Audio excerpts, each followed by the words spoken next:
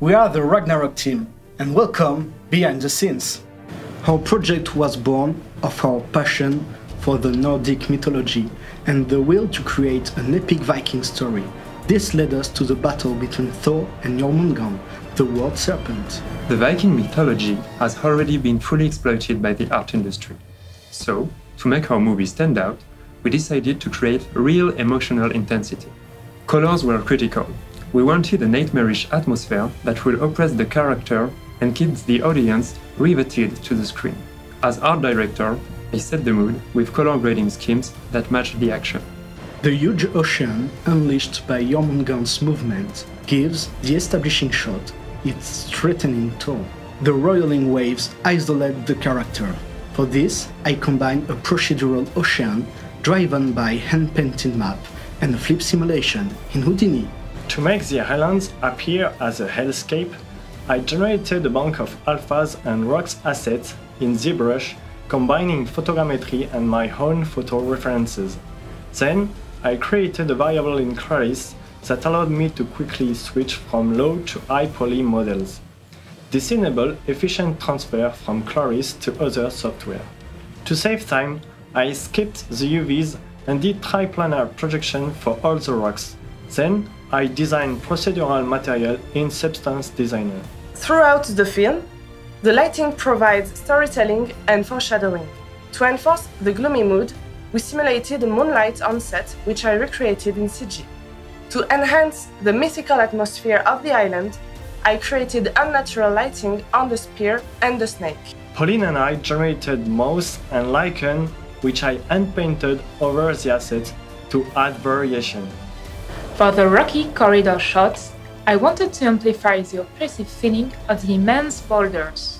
After creating a concept, I then laid out Theo's and Pauline's assets. Next, I created a camera movement to reveal the enormity of the island.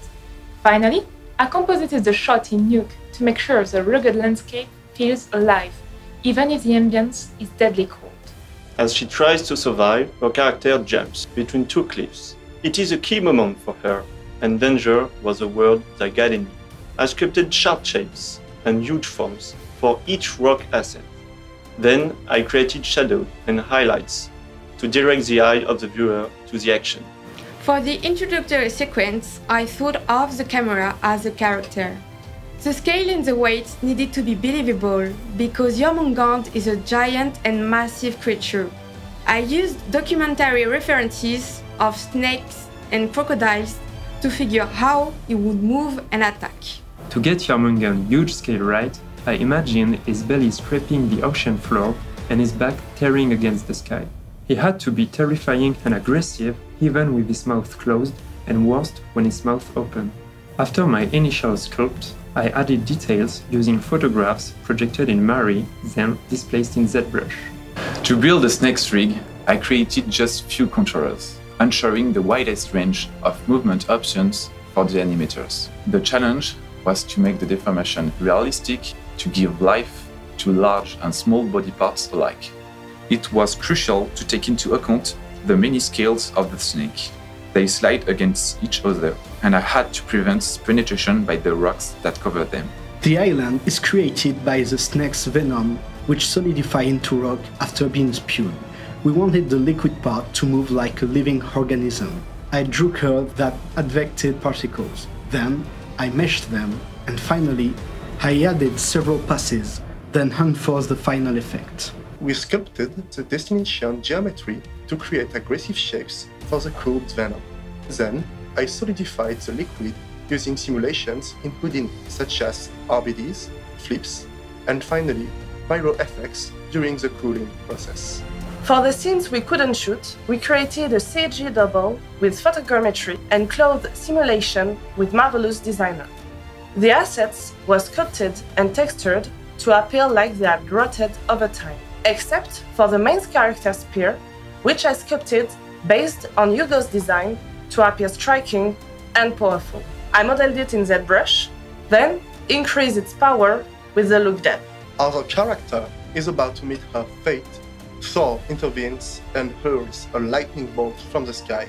To represent this fierce manifestation of power, I designed the cloud, then tore it apart with lightning created by Christophe. Then, I reworked the entire shot in nuke to enforce the brutality of this action. The film has 3 equally intense moods. This meant that during compositing, I had to boost the color impact and create camera movements while keeping an overall balance among the shots. Working on Ragnarök was a real challenge. But with a cohesive team driven by the same passion, we finally vanquished our Jörmungand.